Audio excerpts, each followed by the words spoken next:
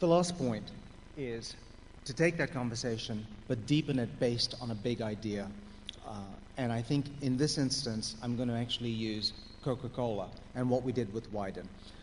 I think one of the most critical things for Coke is we have a great, great creative legacy thanks to Mean Joe Green, the Hilltop Singers, Polar Bears on television and in terms of the TV campaigns. And I think there was, to be honest, a period of time where we probably lost our way. We tried so hard to be something we want, hip, edgy, irreverent, and while that's really perfect for a brand like Coke Zero, it was really absolutely wrong for a brand like Coke. And one of the first things and one of the most brilliant things that Dan Wyden from Wyden and Kennedy did was he said to us, stop trying to be something you're not, be who you are. And what you guys need to do is go back to the simple product truth, that there is this product that gives a small moment of uplift that makes you feel good. And when your brand is at its best, it's because it mirrors that uplift and positivity, especially when you play it against small human truths or great cultural tension points. And that's when your brand achieves a magnificence and a bigness. And we really paid attention to that. And out of that small platform of Coke Brings Joy, he actually developed a huge platform for us in terms of what I believe is creative that really returned us back to center stage. I'm going to show you 3 ads right now. The last 2 are what actually played in the Super Bowls in the last 2 years and have been enormously well received by both the company, consumers, as well as the press.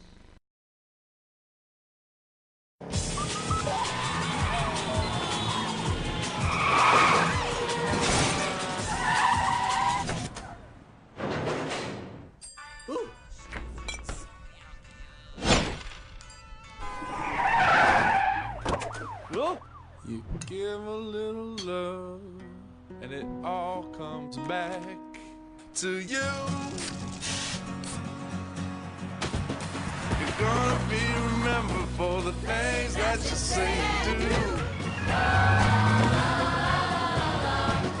You give a little love, and it all comes back to you.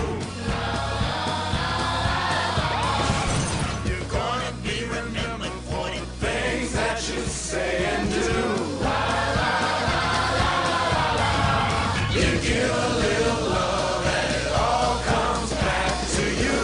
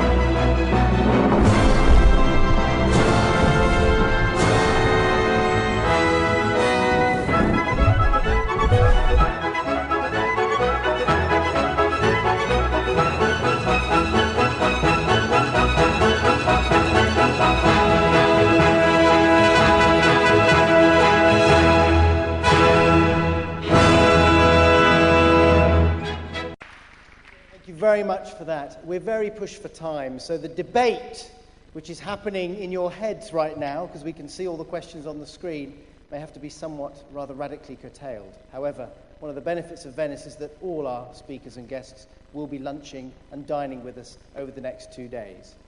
So we may have to trim it a bit if you want your food to be hot.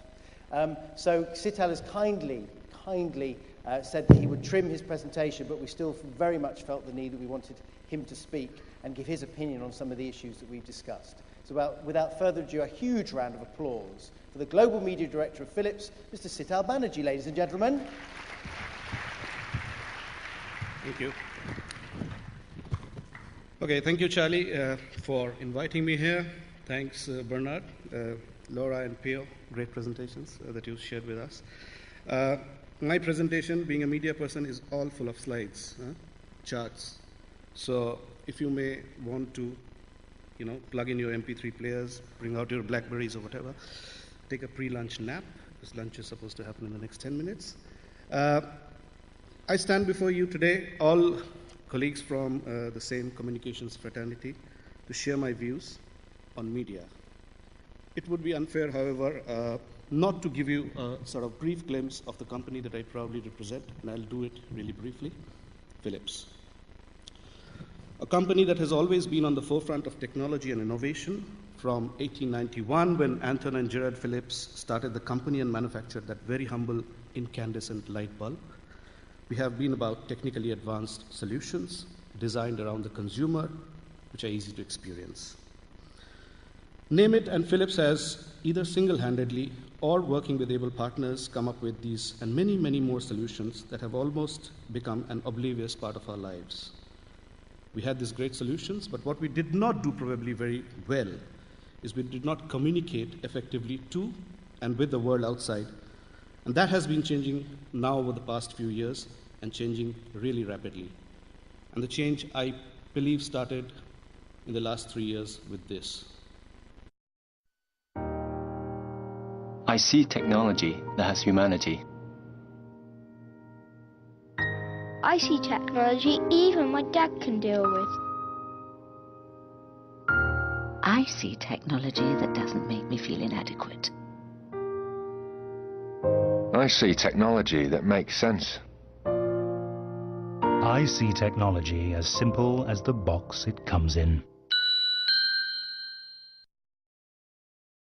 This year, we brought together two of our largest previously so-called product divisions into one consumer-centric powerhouse, the consumer lifestyle sector, to enable us to speak with the consumer with one face. It's also not for nothing that over the last few years, our interbrand ranking has been climbing and climbing steadily. Good reflection of the financial value of the brand, as well as the strength of the brand in the consumer's mind and heart. Of course, we are looking to build further on that.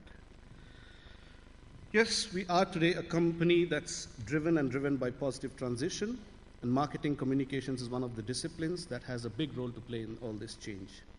One of the dilemmas, however, in a transition is that one can never rest and be satisfied, because there are more miles to conquer ahead of us, and that means we keep questioning, raising concerns.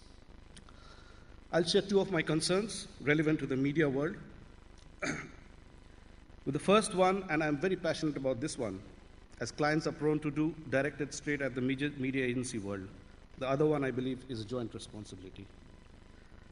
The first issue that I have is with talent, and we have touched upon this in some ways this whole morning, including the breakout session that we had in this room.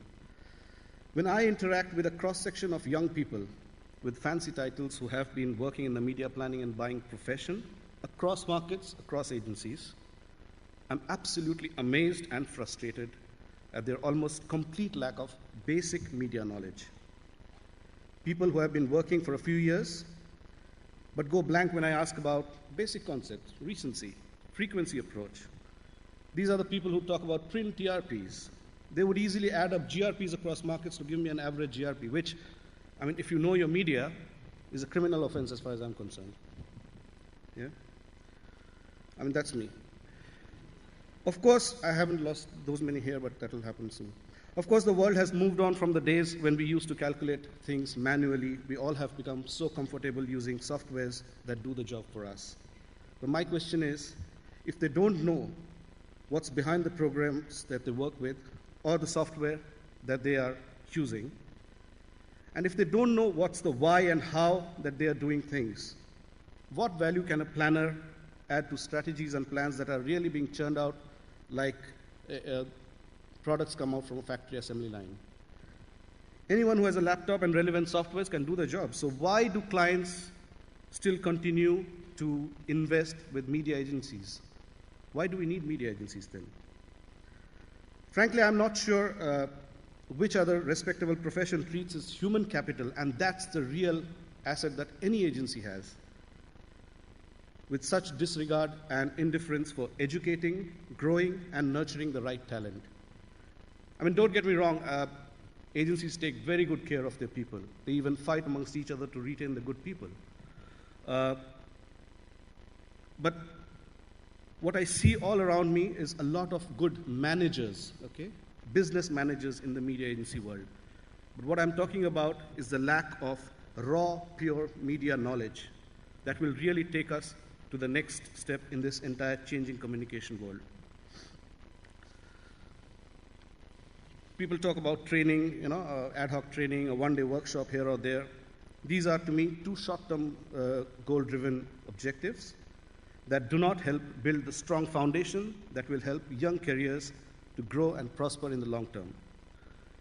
With clients' increasing demand on ROI, meeting KPIs, and with so much data driving media decisions today, it's increasingly becoming a fairly scientifically approached profession. So my question is, who's educating these new people that are coming into the industry?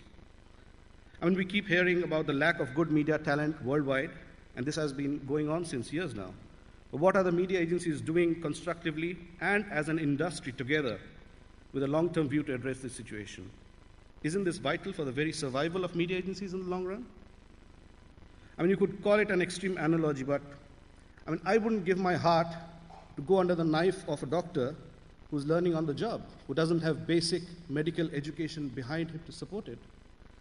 Why would then clients continue to trust their millions behind campaigns that would be planned and bought by incapable and shaky hands? I mean, hello, is there a guinea pig there somewhere? Yeah. My second point, and that's a brief one right now, is about measuring engagement. Communication is increasingly becoming all about participation, engagement, creating time with the consumer, and we have heard a lot of that, in providing an experience, basically, to the consumer that hopefully will create a long-standing relationship. Now, that's all good, that's all great. After all, that's the reason why we communicate. But importantly, what common currencies do we use to set objectives and measure success or failure of this emerging role of communication? Or do we actually need a common objective or a common currency that's understood and used across the industry?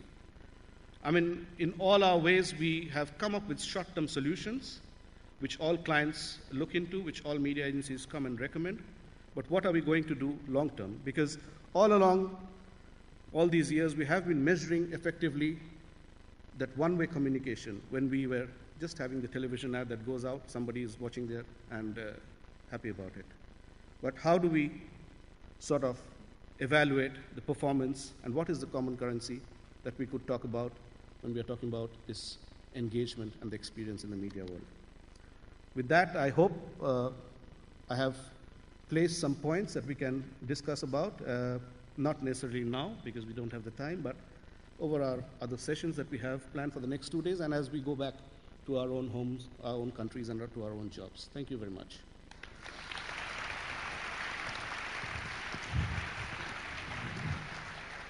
Sital, thank you very much. And as you can see, the doors have flung open now.